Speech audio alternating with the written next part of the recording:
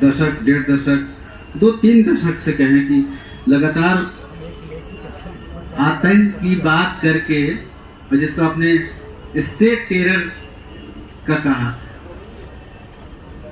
तो आपको अभी लग रहा है कि इस तरह की प्रवृत्ति लगातार बढ़ती जा रही है और टेरर के नाम पर स्टेट कई तरह के कानून लाद कर खासकर वैसे लोगों को परेशान कर रहा है जो सोसाइटी के लिए कुछ बेहतर सोच रहे हैं। आप जैसे लोग जैसे सुपर थर्टी चला रहे हैं या कई तरह के काम करने वाले लोग, इस तरह की प्रवृत्ति क्या बढ़ती जा रही है? मुझे तो ऐसा लगता है कि बढ़ रही है, क्योंकि सोचना लोगों ने बंद कर दिया है। जो जहाँ जो दायित्व निभा रहा है वो समझता है कि मशीन की तरह मेरा काम है, वोट देना है तो मशीन की तरह जाके दे दो। ऐसे नहीं होता है। आप वोट देते हैं वो भी बहुत अहम काम है, बहुत सोचना पड़ेगा कि हम कर क्या रहे हैं। और अगर मशीन की तरह चलते रहिएगा तो फिर जैसे चींटी को चलते हुए देखा होगा आपने, एक लाइन पकड़ लिए आप, कभी चींटी का जब लाइन रहता है तो जरा डिस्टर्ब आप कर दीजिए तो थोड़ी देर के बाद वो फिर वापस उसी लाइन को पकड़ लेता है। तो ऐसे नहीं चलता है। आप चींटी नहीं हैं, आपको ईश्वर ने ये दी है। अगर मैं आपसे पूछूं कि इस पूरे शरीर का सबसे महत्वपूर्ण अंग क्या है, आँख नाक नहीं है, वो खोपड़ी है। यहाँ इसके अंदर जो ग्रे मैटर है वही आपको अलग करता है। एक बार मैंने इस बुक में लिखा है, एक हम लोगों का आर्मी अटैचमेंट होता है ट्रेनिंग खत्म होने के बाद। तो आर्मी अटैचमेंट खत्म हुआ था और हम लोग कमांड हेडक्वार्टर में बुलाए गए थे। शाम में शराब वराब कभी चल रहा था, जो होता रहता है। तो मैं नहीं पी रहा था, पीता नहीं हूँ। तो एक मेजर साहब आए, you are acting like a female, why do you take cold drink? मैं कोल्ड ड्रिंक ले रहा था। You should be a man, आपको IPS अभी हुए हैं, ट्रेनिंग करते हैं। मैंने कहा 2 मिनट टाइम हो तो आप बहस ही कर लीजिए कि क्यों हम नहीं पिए। तो उन्होंने कहा हाँ बताइए। आर्मी में सब लोग पी रहे हैं। मैंने कहा इस शरीर का सबसे महत्वपूर्ण अंग आपके विचार से क्या है? यही मेरा माइंड जो है। मैंने कहा इस माइंड को गिरवी रख देना है, वो शराब के पास नहीं रखना। यही तो हमको रास्ता दिखा रहा है और इसी को हम गिरवी रख रहे हैं। शराब पी लीजिए, उसके बाद दिमाग काम करना बंद कर देते हैं। He had no answer. मेरा माइंड है, सुनते हैं सबकी बात, लेकिन सोचेंगे अपने दिमाग से। आपका बहुत लंबे समय तक आपने पुलिस की नौकरी की।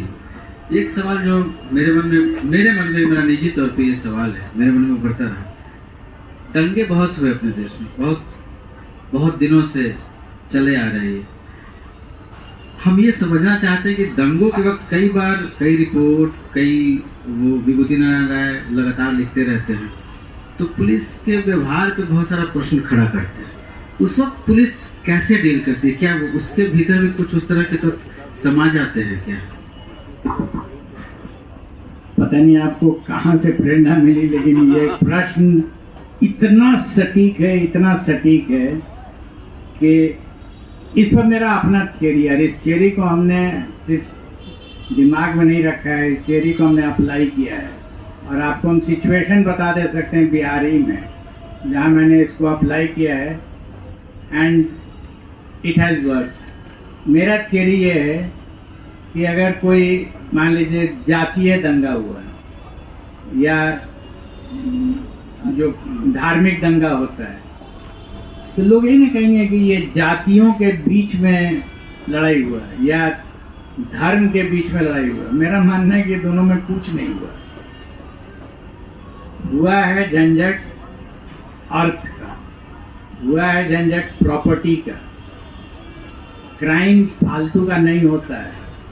क्राइम का अगर कोई एक मोटिवेटिंग फैक्टर सबसे स्ट्रांग है तो वो है इकोनॉमिक्स, अर्थ।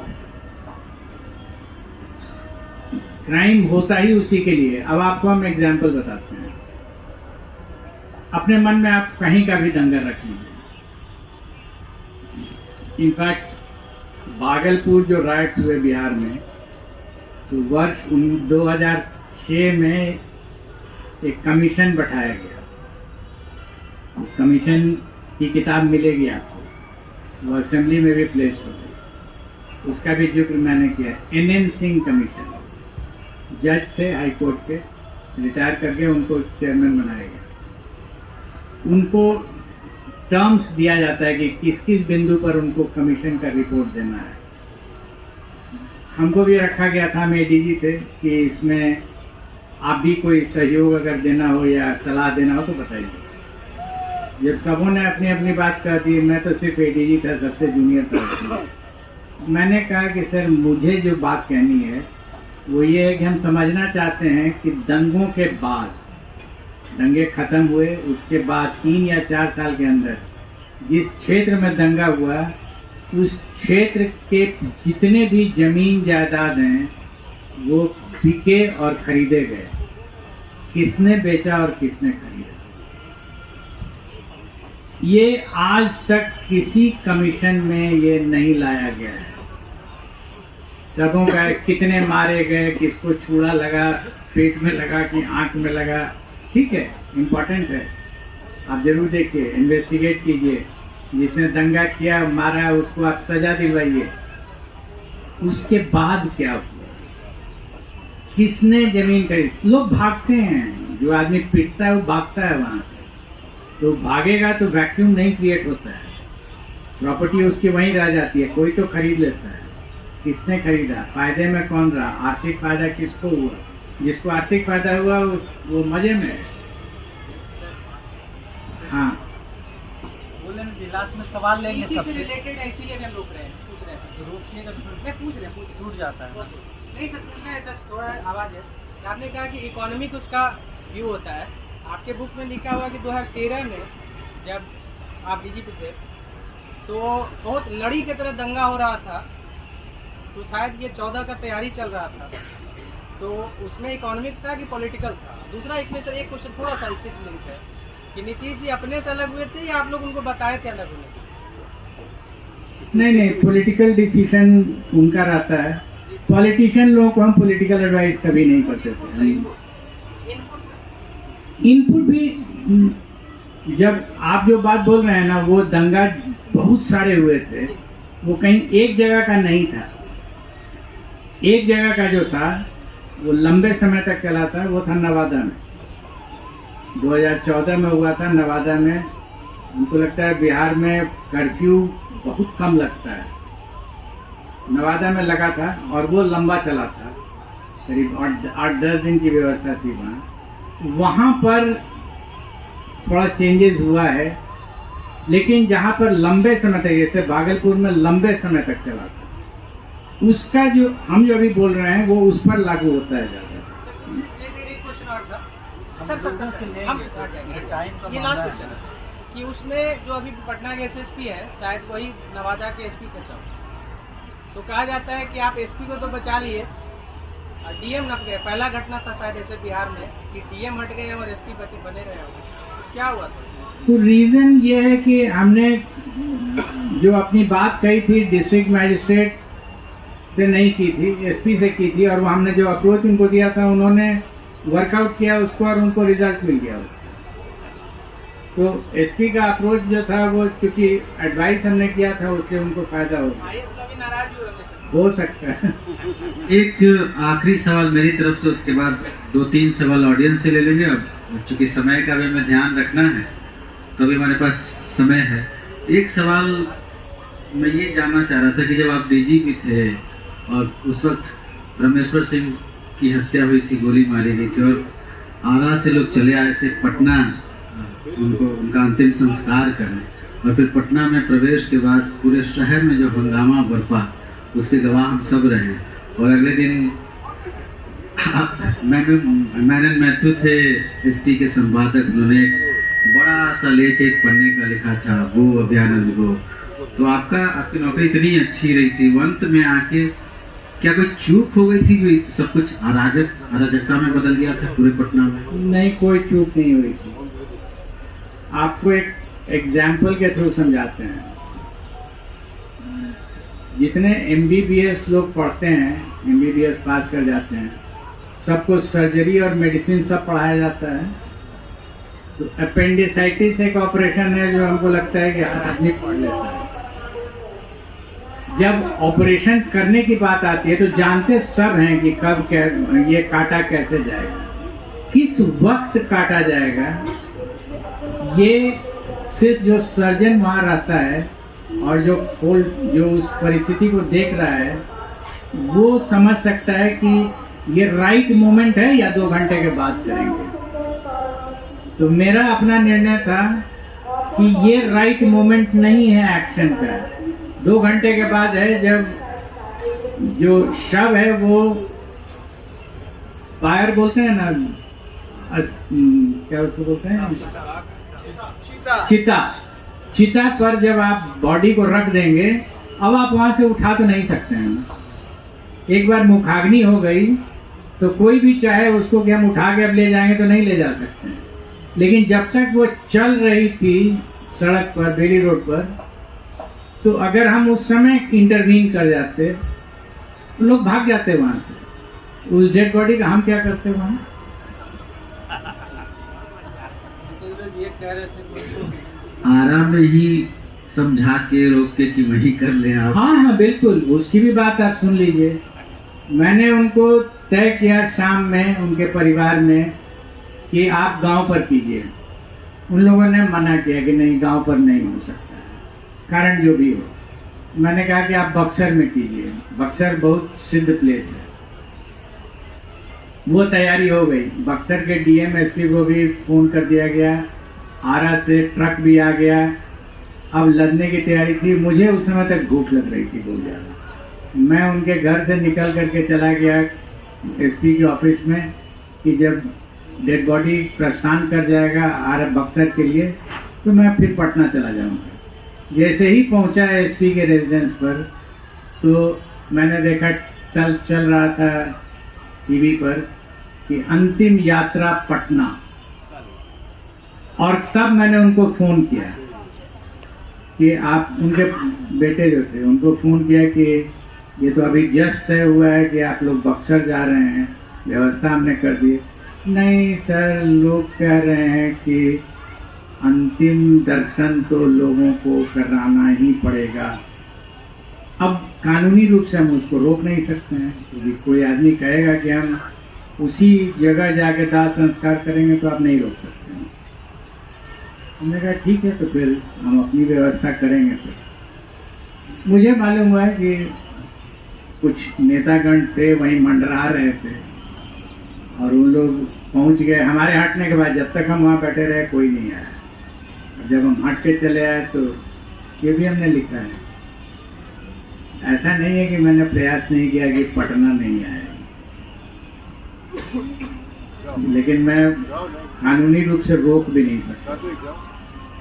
बहुत बहुत शुक्रिया। जैसे आप अगर लोगों के मन में कोई जिज्ञासा, काम काल में या कोई पूरा लगातार 11 से हूँ और हिंदी की सेवा कर रहा हूँ, तो बिहार मूल रूप से हिंदी का जगह है।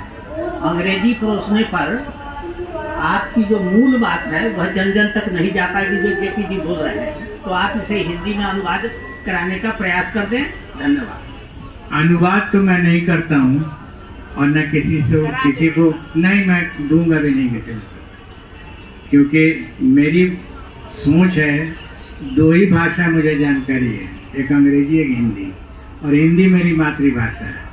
तो लिखूंगा मैं हिंदी में, अनुवाद नहीं होगा। और लिख भी रहा हूँ, थोड़ा वक्त दे दीजिएगा तो आ जाएगा। सर मुझे जानना ये है सर कि वहाँ से शॉर्ट निकला, वहाँ से दानापुर से लेकर और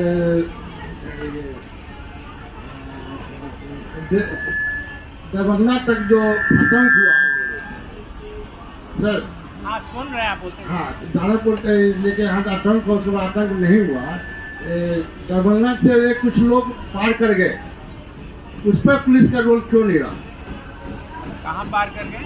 दरभंगा से आगे बाहर घाट तक 100 यात्रा निकला और दरभंगा से सिद्धानो रोड तरफ, स्टेशन तरफ कुछ लोग निकल गए भीड़ से, उसके बारे में पुलिस ने क्यों नहीं एक्शन लिया? के बाद सब हुआ। आपको कैसे मालूम है कि एक्शन नहीं हुआ है? अरे दूसरी लाइन। हाँ, बहुत अब काउंटर क्वेश्चन मत कीजिए। नहीं नहीं, उनको पूछने दीजिए, बहुत हक है उनको पूछने का। कैसे जानते हैं कि नहीं हुआ है? पुलिस का एक्शन जो है वो लाठी का नहीं होता है केवल, मैंने शुरू में ही बताया कि लाठी में नहीं है, लेकिन वो लोग आइडेंटिफाइड हुए, मैंने फोटोग्राफी किया, और जो मिस्टर मैथ्यूज की बात ही कर रहे हैं, उन्होंने कटाक्ष किया था कि ये अभी आईपीएस नहीं, इंडियन फोटोग्राफी सर्विस हो गए। पहली बार हमने इंडियन फोटोग्राफी सर्विस का काम करके उसमें एकदम एविडेंस के साथ एक्चुअली लाठी चलाते हुए, जो लोग लाठी चला रहे थे उनका फोटो को लेकर के उनको आइडेंटिफाई करा करके 12 लोगों पर चार्जशीट हुआ, वो लोग फेस कर रहे होंगे ट्रायल, या शायद ट्रायल खत्म भी हो गया होगा। फॉलो रवि भाई, सर सर सर और भी लोग हैं उनको। नहीं नहीं, पूछने दीजिए ना, बोलिए बोलिए बोलिए बोलिए। उसमें सर प्रेस में मैं भी था, मैं भी फोटो कर रहा था, तो मैंने देखा, मैंने आपको बताया। हाँ, तो आपने उस समय का देखा ना, हाउ डू यू नो कि उसके बाद लोग पकड़े नहीं गए और चार्जशीट नहीं हुए? पकड़े भी गए लोग। हाँ, तो यही एक्शन है पुलिस का। अगर हम वहाँ लाठी चला देते तो जो अभी हम आपको बता रहे हैं वो हो जाता तुरंत। इसी की व्यवस्था की जा रही थी सर। अगर आपसे एक प्रश्न पूछ दें हम, उसके अगले दिन का आपने अखबार देखा था? 8 कॉलम होता है ना अखबार में, पटना के जितने अखबार थे सब में 8 कॉलम न्यूज इसी का था। सेंटर स्प्रेड मेन आर्टिकल नहीं था, एड ऑप एड जो होता है एडिटोरियल का ऑपोजिट साइड, टोटल फोटोज थे उसमें भरे हुए। आप हमको इस राज्य का एक घटना बताइए पिछले 40 वर्षों में जिसमें इस तरह का कवरेज अखबारों में आया हो। 6-6 घंटे का लाइव कवरेज था टीवी का। कौन व्यक्ति ऐसा था जिसके बारे में, और इस क्या सबसे बड़ा मर्डर यही हुआ था क्या? बड़ी बड़ी घटनाएं हुई हैं, इस लेवल का कवरेज नहीं था। तो मेरा प्रश्न है कि हुआ क्यों, इतना बड़ा कवरेज कहाँ से आया?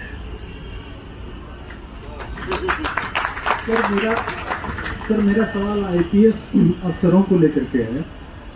सवाल यह है सर कि आप लोग का जो दौर था कि जब एसपी से सीधे बातचीत हो जाती थी, लेकिन आजकल का दौर ऐसा है कि एसपी फोन नहीं उठाते हैं, तो क्या सर ट्रेनिंग प्रक्रिया में क्या कोई बदलाव आया है? क्या आईपीएस के रूल में कोई बदलाव आया है कि लोगों से कोई लोग कनेक्ट होना नहीं चाहते हैं, या फिर तकनीक की दुनिया इतना ज़्यादा बदल गई है कि आईपीएस या फिर आईएएस दोनों पब्लिक से डिस्कनेक्ट हो गए हैं? मुझे लगता है कि ये पूरे राज्य भर की ये समस्या है कि आईपीएस अब फोन ही नहीं उठाना चाहते हैं लोगों के। तो चूंकि आप आईपीएस रह चुके हैं, तो आप सर आपकी बात हम समझ गए। हमको ये बताइए कि आपके घर में बच्चे हैं ना, वो बच्चों को आप डेली सिखाइए झूठ मत बोलना, तो ट्रेनिंग हो गई। और वो बच्चे आपको देखते हैं झूठ बोलते हुए, तो कौन कमी कहाँ रह गई? ट्रेनिंग देने में, या आपका जो एक्शन है उसका असर उस पर पड़ा है? उनको मालूम था कि ये डीजीपी रात में भी किसी भी समय फोन उठाता है, उनकी औकात नहीं थी कि वो नहीं उठाएंगे। Sir, good afternoon. Good evening, sir. Sir, my name is Abhishek. Actually, I have a question regarding my UPSC preparation. Sir, जैसे कि मैं ये पूछना चाह रहा हूँ कि क्या होता है कि जब हम UPSC का प्रिपरेशन करते हैं, there are very downfall are happening in our life. Sir, उसको कैसे उस स्ट्रेस को मेंटेन करें ताकि हम अपने डिसीजन पे कायम हो सके, फ्लक्चुएशन जो आते रहता है। Sir, thank you. ये सिर्फ यूपीएससी में लागू नहीं होता है, ये आईटी में भी लागू होता है, किसी भी नेशनल लेवल एग्जाम में लागू होता है। आप एक मेथड बनाइए, अपने को क्लियर कीजिए कि हमको कैसे अप्रोच करना है। अप्स एंड डाउन थोड़ा बहुत आएगा, you have to keep telling yourself and don't compare with others. हमेशा यही होता है, आप अपने के येस्टरडे से आज को कंपेयर कीजिए, और इसका नहीं कि उसको कितना नंबर है।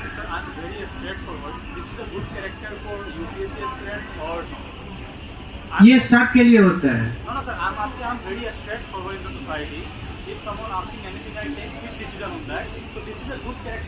नहीं नहीं, ये आपको सवाल मैंने कहा ना, सुनना सबकी है, करना अपने।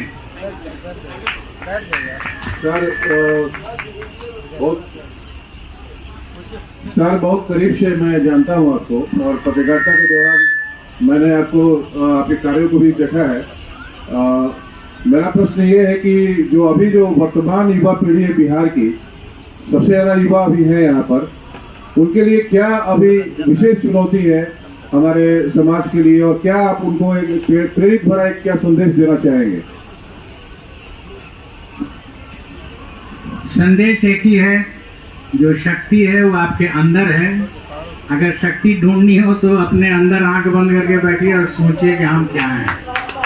बाहर में शक्ति ढूंढिएगा तो ना एक से मिलेगा ना वाई से मिलेगा। सुन लीजिए, लेकिन उसको आत्मसात कीजिए, अंदर ले जाइए और इंटरप्रेट कीजिए कि हम कर क्या रहे हैं। अपने आप से सवाल कीजिए, आपको उत्तर मिलेगा।